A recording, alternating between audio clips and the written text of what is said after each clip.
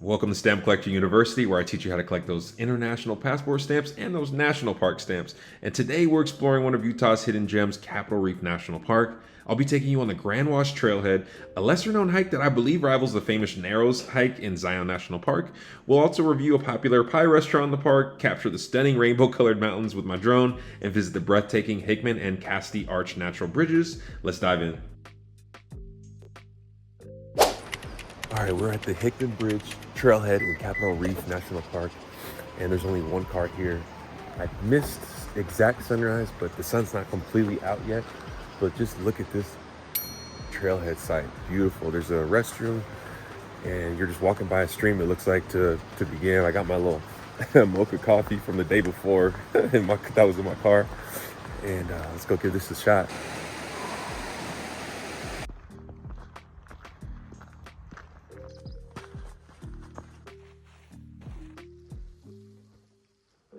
Not gonna lie, it gets a little tricky maneuvering this trail once you come up on Hickman's Arch. But good thing my All Trails map works when I don't even have service.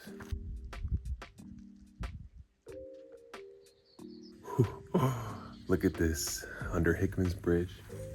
Imagine having it all to yourself, just listening to all the birds wake up, all the wildlife coming up.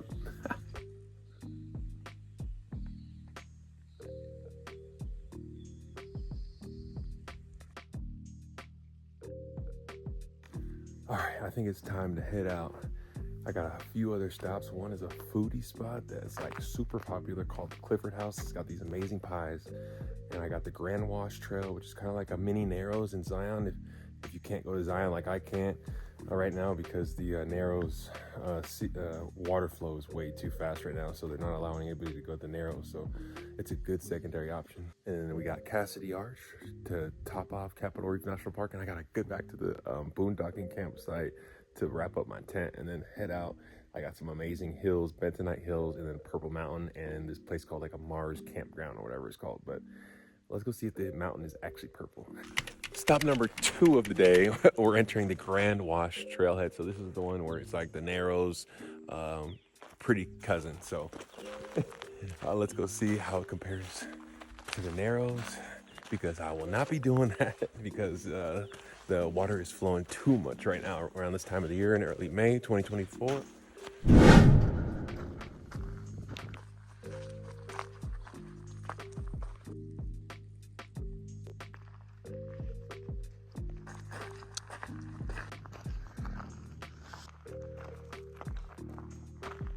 So I made a mistake, but hey, you can't be checking what roads are open and what aren't open if you don't have service. So supposedly, if you do drive past the main campground in Capitol Reef, you can take the scenic drive, is what the road's called, and make a left to go to the Cassidy Arch Trailhead parking lot.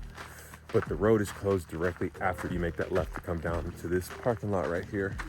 So it makes the hike really short. I think it's only like a 0.3 miles from the parking lot to the Cassidy Arch. So really, really easy. Probably good for sunrises, actually.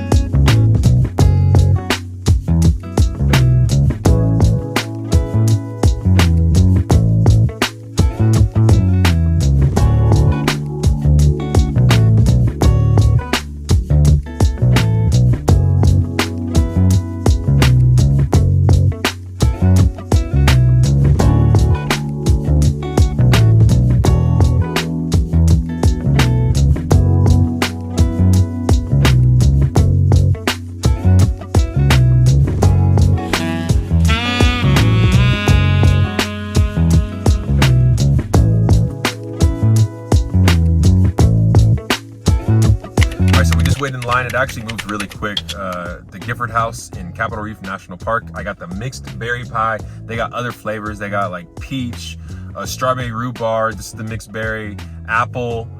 They all look so good. But the apple had like the crunchiest top. So I usually go for apple, so I'm going kind of out of my comfort zone with this one. It hits for $9, $2 for a side of vanilla ice cream, which is all made here, or you can do a chocolate. I've already done 2 arch hikes today in Capitol Reef. I woke up at 5:30. I've been on the go, and I probably should not be eating a pie for my first meal. I'm starving and dehydrated. I ran out of water on the last hike, but here we go. Let's look at the crunch test. Oh, can you hear that? Ah! All right, let's look at the mixed berry goodness. It's glistening.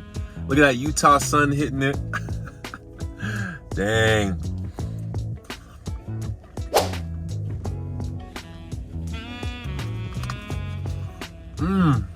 You would never think that you would want to eat a pie after 2 long hikes. But man, this sugar rush is what I needed. My sugar was probably so low. So everyone has something that they collect. So mine so far has been these passport stamps. So every national park sells these, and I bought a passport book stamp, and every page you can either do a physical stamp or put one of these. And I also get magnets. So it's just my thing. If there's one thing that you're gonna find out is that you're gonna be eating a lot of Subway, because that's one of the main things that you'll find on the road here. Oh, all right. Just did 3 major hikes in Capitol Reef. Now I'm out to potentially go see these purple mountains called the Bentonite Hills and the Purple Mountain. Let's go get it.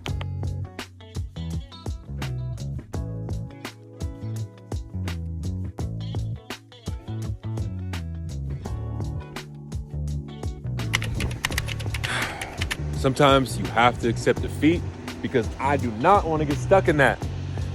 So to get to the amazing Bentonite Hills with all these crazy purple and blue colors, you got to take your car across this river right here that says a flood area. There's a sign right there. And there's another road right up there that you could maybe cross if you had a high clearance vehicle, but I see it gets deep where I can't even see the bottom of the floor. And I'm not gonna risk it, and there's way more mountains to hit. I got Factory Butte, Purple Mountain, so crossing my fingers that there's no rivers to cross there. And I highly recommend you stopping by Factory Butte. Just a little cutoff you'll see that opens up to this big field that a lot of people come to park their ATVs and dirt bikes, and they just go all up and down these hills. I'll show you guys zoom in shots in a second, but gotta come here, stop and take a look at this. You can drive up real close to it if you want. I even see people look like they're camping next to it, which looks super cool, but just a really good quick pit stop in between Moab and Escalante.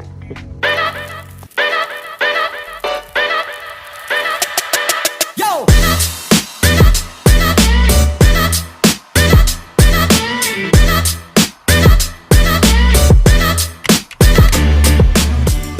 All right, so I just got you guys some crazy drone shots. Let's go into a little like montage. Let's get the heck out of here, because I gotta go find a hotel in Moab.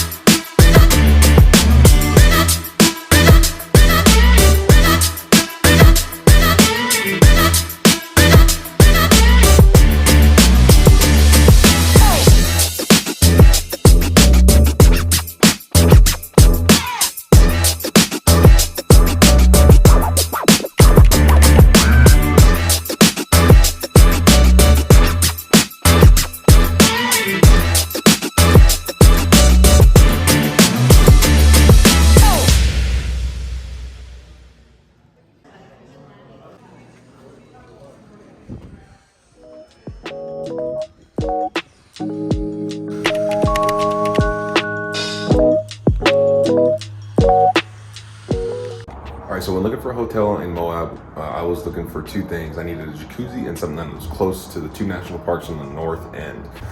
All right, so when you're in Moab, all the hotels are kind of similar and they're all similarly priced, but I ended up staying at the Wyndham Hotel.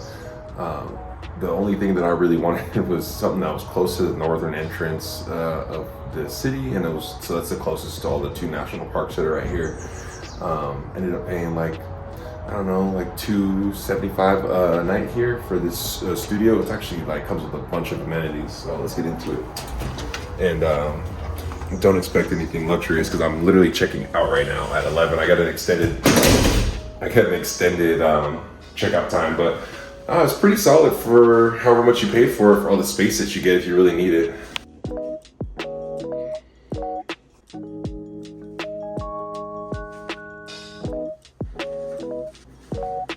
So as you see here, it even has a dishwasher, a sink, a bunch of cabinets, a stove. This is perfect for a family. This is a very family-friendly hotel. Microwave. I mean, I didn't even get into all the other stuff that was over there, but this is a Murphy bed. So how it works is that it actually was really comfortable. I was very suspicious about Murphy beds. When I saw this, I was very annoyed. But it literally comes down, you grab a handle, you have to bear the weight of it a little bit, and then flip the legs out because the legs are tucked and they kind of go like this. And it's already made, and the pillows are in there, and I just threw the couch pillows on the side. It said just remove them.